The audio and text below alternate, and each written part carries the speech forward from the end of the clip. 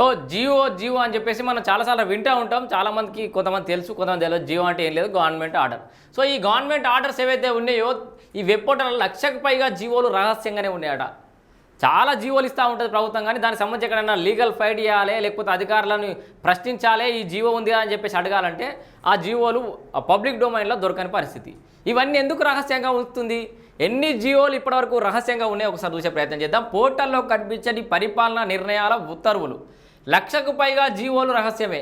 తెలంగాణ రాష్ట్రం ఇప్పటివరకు విడుదల చేసినటువంటి జీవోలలో 1,00,000 జీవోలు ఇంకా రహస్యంగానే ఉన్నాయి. ఎందుకు ఈ రహస్య జీవోలు ఇవ్వాల్సిన అవసరం ఏర్పడుతుంది? ప్రతి కంపెనీతోటి ప్రతి దానితో చేసుకునే ఎంఓయూలు బయట పెట్టరు, జియోలు బయటకు రావు. ఏంది మరి పరిపాలన ఎట్లా నడుస్తున్నట్టు? 2.14 లక్షలకు అందుబాటులో ఉన్నవి 82,000. 2,14,000 జీవోలు ఇప్పటిదాకా రాష్ట్ర ప్రభుత్వం విడుదల చేస్తే 82,000 జీవోలు మాత్రమే అందుబాటులో ఉన్నాయట. మరి మిగతా జీవోలు ఏమైనా? గత 10 ఏళ్లకు పైగా రాష్ట్రంలో ఇదే పరిస్థితి. ప్రజాస్వామ్యంలో ప్రభుత్వం తాను తీసుకుంటున్న అన్ని నిర్ణయాలు వాటి అమలు గురించి ప్రజలకు చెప్పాల్సిందే. వాస్తవానికైతే విధానపరమైన నిర్ణయాల నుంచి సాధారణ అంశాల వరకు జారీ చేస్తున్న సర్క్యులర్లు, ప్రభుత్వ ఉత్తర్వులన్నీ పరిపాలనలో చాలా కీలకమైనవి. వీటిని పౌరులకు అందుబాటులో ఉంచాలి. మీరు ఒక నిర్ణయం తీసుకురు అని అంటే ప్రజా సంక్షేమం కోసం, ప్రజా ప్రయోజనార్థమే కదా మీరు తీసేది జీవో. మళ్ళా జీవో ప్రజలకు తెలియకపోయిన తర్వాత మేము తిరిగి ఈ వ్యవస్థల్ని, ఈ ప్రభుత్వాన్ని, ఈ నాయకులను ఎట్లా ప్రశ్నిస్తాం మేము? ఆ జీవోల గురించి మాకు క్లారిటీ లేకపోతే అప్పటికప్పుడు రహస్యంగా ఓ జీవో ఒక కాపీ విడుదల చేయడం, తర్వాత అది గప్చుప్. పబ్లిక్ డొమైన్లో ఎందుకు పెట్టరు? విధానపరమైన నిర్ణయాలు కానీ ఇంకే నిర్ణయం కానీ బయట ఉండాలి కదా. పరిపాలనకు సంబంధించిన బిజినెస్ రూల్స్లోనూ ఈ విషయం స్పష్టంగా ఉంది. కానీ 2014 జూన్ 2 నుంచి ఇప్పటి వరకు రాష్ట్ర ప్రభుత్వం తీసుకున్న నిర్ణయాలకు సంబంధించిన ఉత్తర్వుల్లో చాలా వరకు ప్రజలకు అందుబాటులో లేవు. దాదాపు 132,198 ఉత్తర్వులు, డిజిటల్ పత్రాలు తెలంగాణ జీవోల పోర్టల్ జీఓఐఆర్ తెలంగాణ అని ఉంటుంది, మీకు చాలామంది తెలిసే ఉంటుంది. దాంట్లో కనిపించడం లేదని ప్రభుత్వం శాసనసభ ప్రశ్నకు సమాధానంగా వెల్లడించింది. 2014 జూన్ 2 నుంచి 2025 మార్చి 14 వరకు 2,14,855 ఉత్తర్వులు రాగా 82,667 మాత్రమే వెబ్సైట్లో కనిపిస్తున్నాయని పేర్కొంది. శాసనసభలో అడిగినటువంటి ప్రశ్నకు సమాధానంగా ఈ విషయాన్ని చెప్పారు. ఎన్ని లక్షల జియోలు వీళ్ళు సీక్రెట్గా ఉంచాల్సిన అవసరం ఏర్పడింది? దాని ద్వారా వాళ్ళు పొందుతున్న ప్రయోజనాలు ఏంది?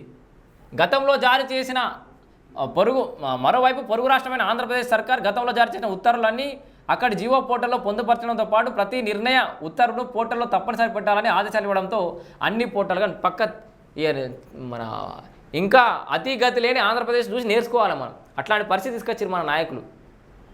పక్క రాష్ట్రంలో అన్ని జీవోలు పోర్టల్లో ఉన్నాయట, తెలంగాణ రాష్ట్రంలో మాత్రం లేవు.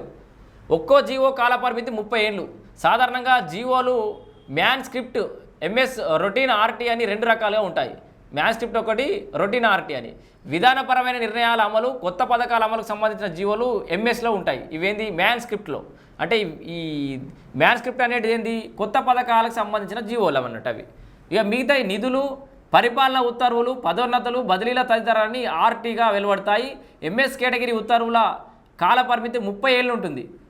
ఒక నిర్ణయానికి సంబంధించి ఎలాంటి సవరణలు లేకుంటే 30 ఏళ్ల గడువు తర్వాత ఆయా జీవోల రికార్డును అలాగే కొనసాగిస్తారు. అందుకే గతంలో ఈ కేటగిరీలో వెలువడిన ఉత్తర్వులన్నీ ఖచ్చితంగా వెబ్ పోర్టల్లో, కేటగిరీలో వెలువడిన ఉత్తర్వులన్నీ ఖచ్చితంగా వెబ్ పోర్టల్లో నమోదు చేసేవారు. కానీ ఇప్పుడు కీలక జీవోలను పోర్టల్లో పెట్టడం లేదు. దీన్ని వ్యతిరేకిస్తూ గతంలో కొందరు న్యాయస్థానాలను ఆశ్రయించారు. ఈ సమయంలో ఉత్తర్వులన్నీ పోర్టల్లో నమోదు చేస్తామంటూ రాష్ట్ర ప్రభుత్వం న్యాయస్థానానికి తెలిపింది. అయినప్పటికీ కీలక ఉత్తర్వులు, భూ కేటాయింపుల వివరాలు, ప్రాజెక్టుల అనుమతులు, ఇవన్నీ అంచనా వ్యయాలు, నిధుల విడుదల, సంక్షేమ పథకాలు, వాటి అమలు, నిధుల కేటాయింపులకు సంబంధించినవి ఇప్పటికీ పోర్టల్లో కనిపించడం లేదు.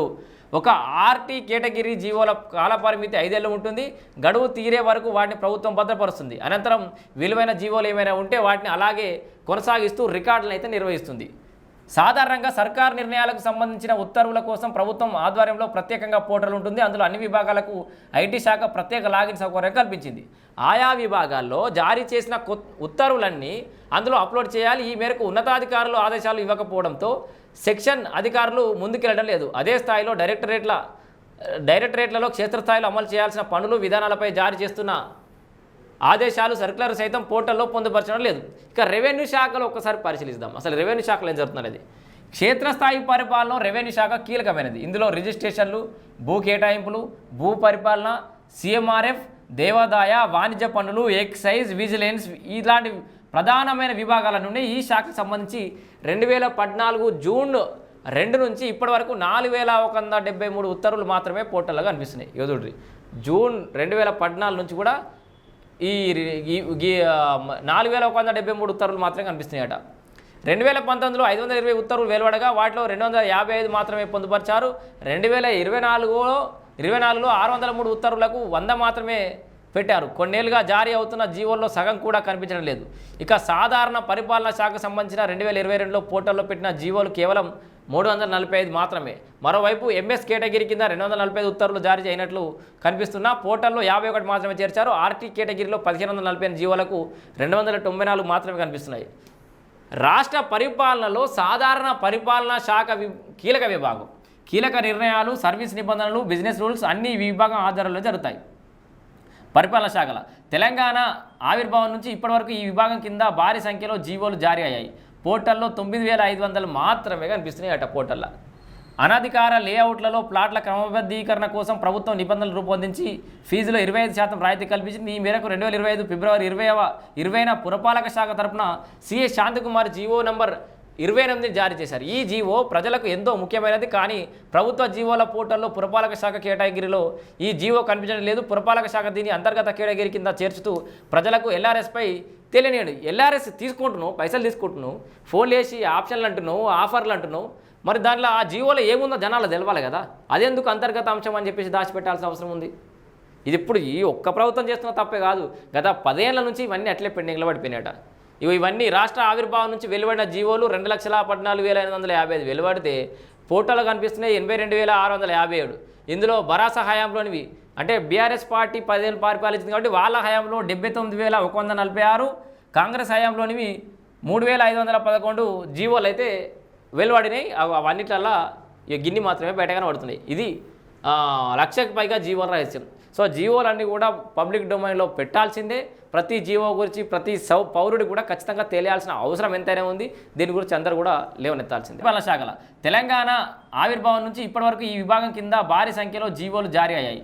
పోర్టల్లో 9500 మాత్రమే కనిపిస్తున్నాయి అట. పోర్టల్లో అనధికార లేఅవుట్లలో ప్లాట్ల క్రమబద్ధీకరణ కోసం ప్రభుత్వం నిబంధనలు రూపొందించి ఫీజులో 25% రాయితీ కల్పించింది. ఈ మేరకు 2025 ఫిబ్రవరి 20న పురపాలక శాఖ తరపున సిఏ శాంతికుమార్ జీవో నంబర్ 28 జారీ చేశారు. ఈ జీవో ప్రజలకు ఎంతో ముఖ్యమైనది. కానీ ప్రభుత్వ జీవోల పోర్టల్లో పురపాలక శాఖ కేటగిరీలో ఈ జీవో కనిపించడం లేదు. పురపాలక శాఖ దీని అంతర్గత కేటగిరీ కింద చేర్చుతూ ప్రజలకు ఎల్ఆర్ఎస్పై తెలియనియండి. ఎల్ఆర్ఎస్ తీసుకుంటున్నావు, పైసలు తీసుకుంటున్నావు, ఫోన్ చేసి ఆప్షన్లు అంటున్నావు, ఆఫర్లు అంటున్నావు. మరి దాంట్లో ఆ జీవోలో ఏముందో జనాలు తెలవాలి కదా. అదెందుకు అంతర్గత అంశం అని చెప్పేసి దాచిపెట్టాల్సిన అవసరం ఉంది? ఇది ఇప్పుడు ఈ ఒక్క ప్రభుత్వం చేస్తున్న తప్పే కాదు. గత 10 ఏళ్ల నుంచి ఇవన్నీ అట్లే పెండింగ్లో పడిపోయినాయట. ఇవన్నీ రాష్ట్ర ఆవిర్భావం నుంచి వెలువడిన జీవోలు 2,14,855 వెలువడితే పోర్టల్లో కనిపిస్తున్నాయి 82,657.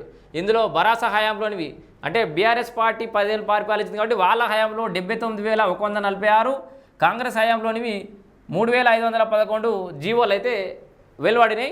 అవన్నిట్లల్లా గిన్ని మాత్రమే బయటగానే పడుతున్నాయి. ఇది 1,00,000కి పైగా జీవోల రహస్యం. సో జీవోలన్నీ కూడా పబ్లిక్ డొమైన్లో పెట్టాల్సిందే. ప్రతి జీవో గురించి ప్రతి పౌరుడి కూడా ఖచ్చితంగా తెలియాల్సిన అవసరం ఎంతైనా ఉంది. దీని గురించి అందరూ కూడా లేవనెత్తాల్సిందే.